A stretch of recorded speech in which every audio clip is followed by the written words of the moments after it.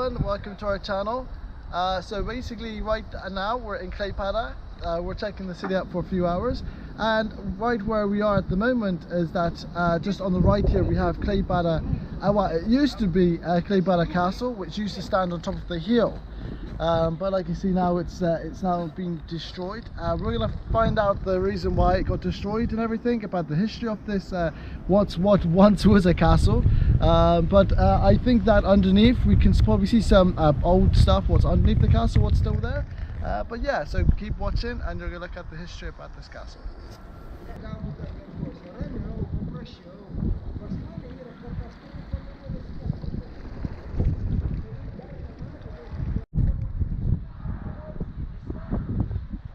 So here we are on a chain bridge, which is the only bridge of this kind in Lithuania, and it was built in the end of 19th century, and back in the day it used to be a miracle of technology. So it works in a hand mode, so two people can turn the bridge and then it opens up, and that way it allows for the boats to come in this little port of the castle. So it works even nowadays, but it takes two strong people to turn it. Hi guys, so just crossing over the bridge, you're going to come up behind a statue. So behind us is one of the small statues. Is called the Ghost of Port. Now there's various different statues around Klaipėda, but this is the most popular one. You probably will see this all over the internet about this. So it looks quite interesting. So yeah, keep watching to see what else here.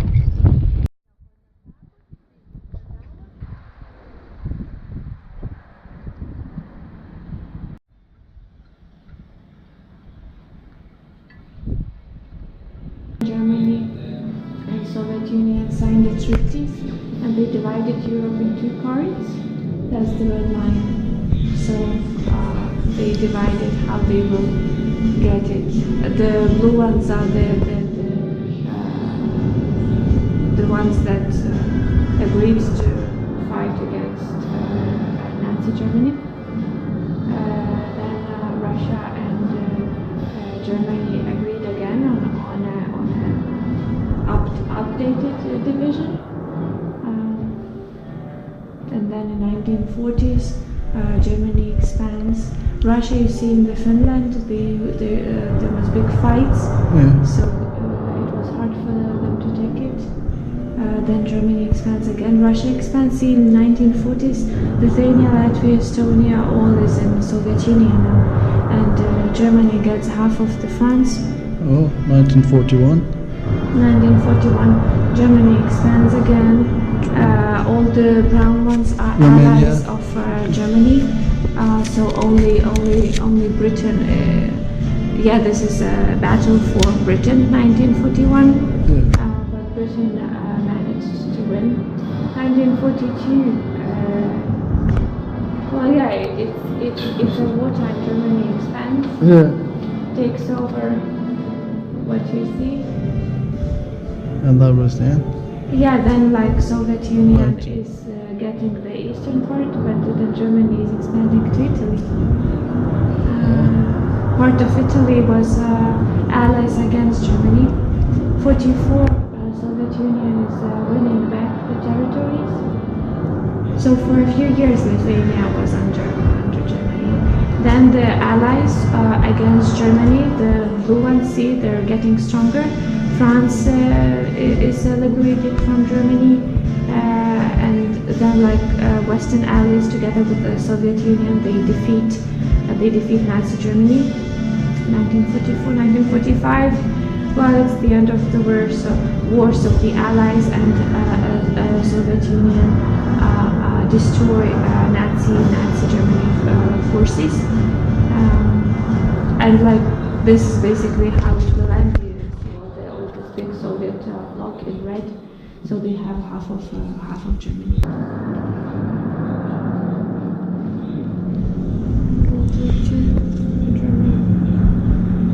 World War II, Germans. These are all the weapons from Second World War.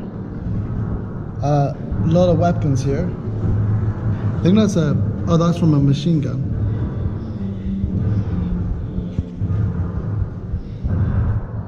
Yeah, this is probably all the findings they found here around this area. Really good condition though, that gun. And that's a uniform of Soviet fighter, colonel, Red Army. So, since Nazi Germany took over Klaipėda's region in 1939, and they kept it till 1944, and in the autumn of 1944, Soviet Union started taking it back by attacks both on the ground and from the sky with aviation.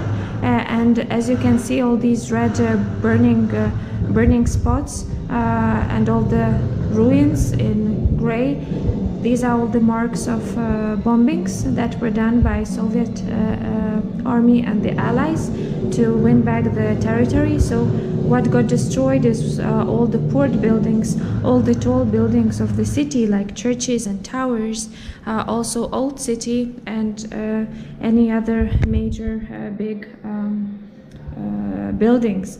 So basically almost all a city was destroyed in less than 6 months. So before the big bombings in 1944, the order was issued for the citizens of Klaipėda and the region to go further to the west, to the safer spots of Germany. And a lot of people left the area, and since the Soviet army was going further and taking more and more lands of Germany, the East Prussia as well, so almost 2 million people ran from there as refugees to Germany and other west places. So basically after the bombings in the autumn of 1944 and at the beginning of 45, in Klaipėda region there was only a few, like maybe 20, 30, maybe 50 people left who didn't want to run anywhere, and the area was completely destroyed. This is how Klaipėda looked like after 1945 bombings and when Soviet army took it over.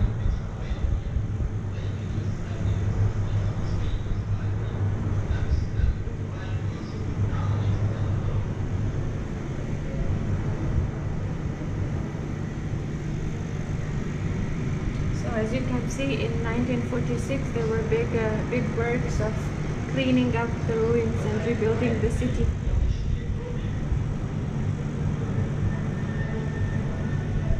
What happened to this place? That white figure here, it's a monument for Joseph Stalin, the leader of Soviet Union back in the day. So they started cleaning the ruins and they started building big monuments for Soviet leaders.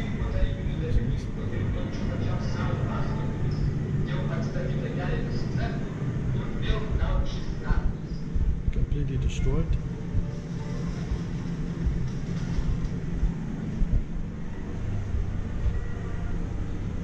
Just ruins.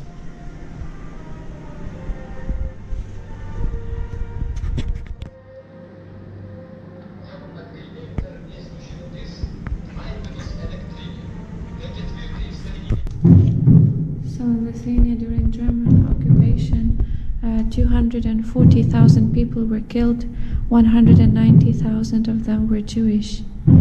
During the Soviet occupation, from 40 to 41, 29,000 people were killed and imprisoned. During 1945, 1953, during Soviet occupation, 118,000 people were killed or imprisoned. About 140,000 people of Klaipėda were evacuated during World War II.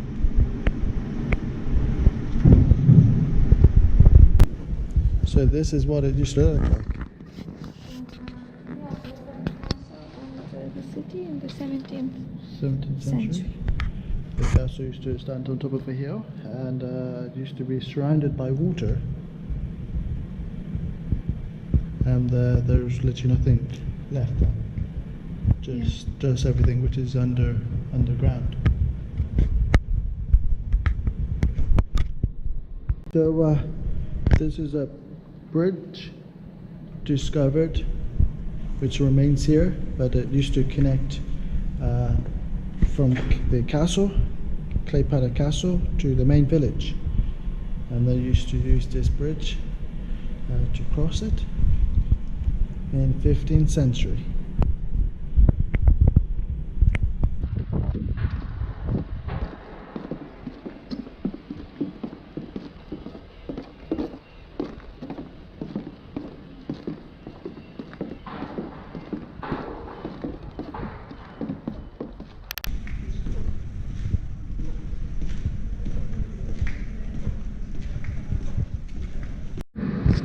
Here we can see how the castle of Klaipėda started in 13th century. It started as a little village with one tower that was used for traveling and merchandise. It was wooden back in the day, but eventually they built something from bricks and clay. But unfortunately, at the end of 13th century, there was a big fire, and a lot of the buildings was destroyed. In a later period, they built a really modern fortified castle that was surrounded by water and was pretty secure back in the day. Here we see the 15th century castle, Gothic castle, designed by a German model. Later on, the Gothic castle became outdated. The walls appeared to be not thick enough and not suitable for shooting artillery, so they had to modernize it. So basically in the 16th century we have a much more modern construction. Time went on, and the fort was made stronger.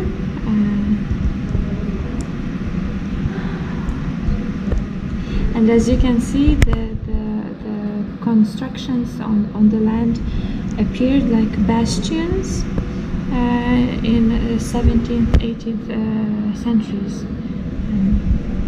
So now we not only have a castle, but also the supporting constructions around it.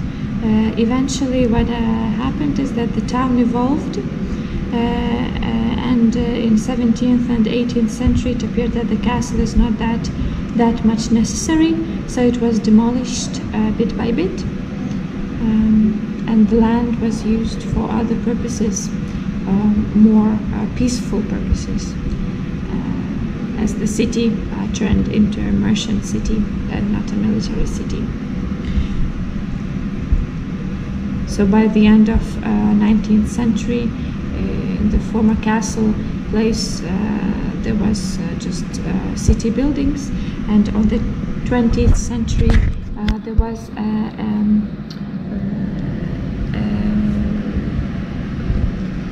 boat building factory here. Later on, the territory in the middle of the 20th century was acknowledged as an important spot, as an archaeological historical spot, and now they have this big vision of rebuilding the castle and the fortifications to have it as it used to look like. It's all still a project, but who knows, maybe eventually they will make it happen. we hope that they succeed in rebuilding the castle.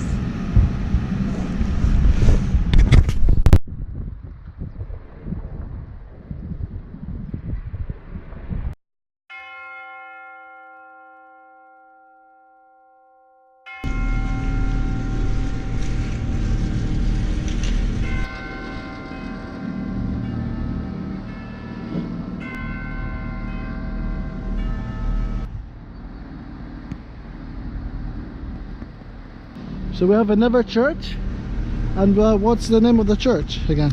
Mary, the Queen of Peace Church. But this and is there's some history we should read. uh, So this church is particularly interesting because one, it's new. It was built in 1957, but in that time Lithuania was part of Soviet Union. So it's like extremely rare that they would allow to build a church, but actually people gathered money, and it was built with regular people's money, and they somehow managed to convince the government so that they would build it.